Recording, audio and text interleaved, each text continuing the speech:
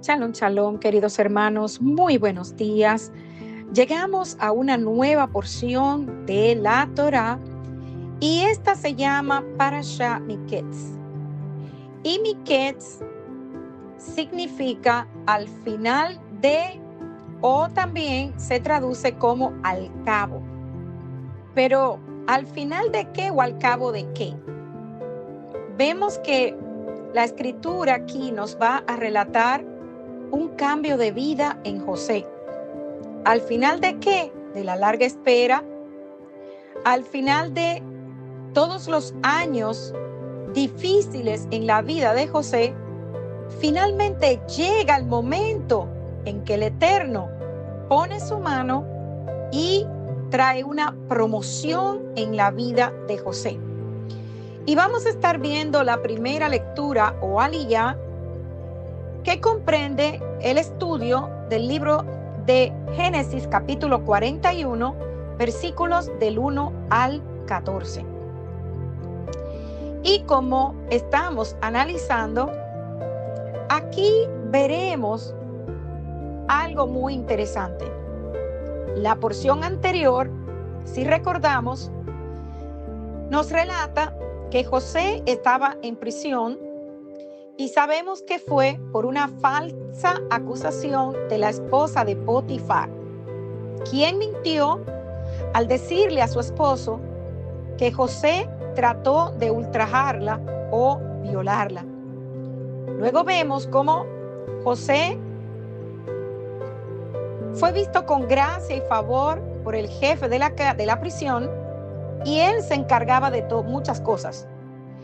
Y una de ellas fue que le asignaron cuidar al copero y al panadero del rey. Ambos tuvieron sueños y 3 días después, tal cual José, con la ayuda del Eterno, interpretó, ambos sueños se cumplen. Y es interesante ver cómo en el tiempo de José es importante que puntualicemos que Egipto era gobernado por semitas, descendientes de Shem, el hijo de Noé. Y este faraón, que ahora va a ver a José, faraón de Egipto, fue hecho gobernante de la tierra de Egipto. Él no era egipcio. Y durante alrededor de un periodo de 150 años, registros oficiales del gobierno de Egipto que hablaban de la historia de Egipto, de repente terminan. Y la razón es que reyes y faraones, ¿verdad?, tendían a no escribir las derrotas, ni tampoco el tiempo en que ellos eran dominados por otras naciones. Y comprender esto nos va a ayudar cómo es que José llegó a ser tan poderoso y cómo Israel fue al principio tan libre para crecer y prosperar, pero más tarde, como veremos en el libro de Éxodo, llegó a ser víctima de la furia de Egipto porque hay un cambio en el faraón. Y más adelante veremos cómo con ese cambio del faraón, que en ese momento sí va a ser egipcio, los israelitas eventualmente llegan a ser esclavos. Entonces, aquí ahora, en el estudio que vamos a tener de Génesis capítulo 41, como nos está relatando la escritura, 2 años han pasado desde que José interpretó el sueño del copero y el panadero, y el copero se olvidó de él. Recordemos que él le había pedido: cuando estés al lado del faraón, recuérdate de mí. Entonces, ahora vamos a ver cómo a José se le va a dar la oportunidad de interpretar otro sueño. Pero este sueño no era de cualquier persona. En esta ocasión, el sueño para quien él, a través del Eterno, daría interpretación, sería del faraón rey de Egipto. Génesis capítulo 41 del 1 al 4 nos dice: y aconteció que al cabo de 2 años, Faraón tuvo un sueño, y he aquí soñó que estaba de pie junto al Nilo. Y de pronto del Nilo subieron 7 vacas de hermoso aspecto y gordas, y pacían en el carrizal. Pero he aquí otras 7 vacas de mal aspecto y flacas subieron del Nilo detrás de ellas y se pararon junto a las otras vacas a la orilla del Nilo. Y las vacas de mal aspecto y flacas devoraron las 7 vacas de hermoso aspecto y gordas. Entonces Faraón despertó. Muchas veces, hermanos, tenemos sueños a los que en realidad no le encontramos sentido y pensamos que, bueno, en realidad quizá no significan nada. Pero hay otros sueños que nos impactan nuestro espíritu y no estamos tranquilos. Y es a esos sueños que no nos traen paz que debemos prestar atención, porque lo más probable es que el Eterno nos esté hablando a través de estos sueños. Y es aquí donde debemos orarle al Eterno para que traiga la interpretación del mensaje que Él quiere traernos. El sueño impresionó al faraón. No obstante, aunque trató de ignorarlo, volvió a dormir, pero volvió a soñar un sueño similar. Génesis capítulo 41 del 5 al 7 nos relata: se quedó dormido y soñó por segunda vez. Y he aquí que 7 espigas llenas y buenas crecían en una sola caña. Y he aquí que 7 espigas menudas y quemadas por el viento solano brotaron después de aquellas. Y las espigas menudas devoraron a las 7 espigas gruesas y llenas. Entonces Faraón despertó, y he aquí era un sueño. Y así como José tuvo 2 sueños, no sé si recuerdan, y los contó a sus hermanos, también Faraón aquí tuvo 2 sueños. Y el segundo sueño, al parecer, era una confirmación del primero. Definitivamente, estos sueños tenían una relación entre sí y tenían un mensaje. Pero el faraón no sabía cuál era el mensaje. Por lo tanto, llamó a los sabios de Egipto para que ellos les dieran la interpretación.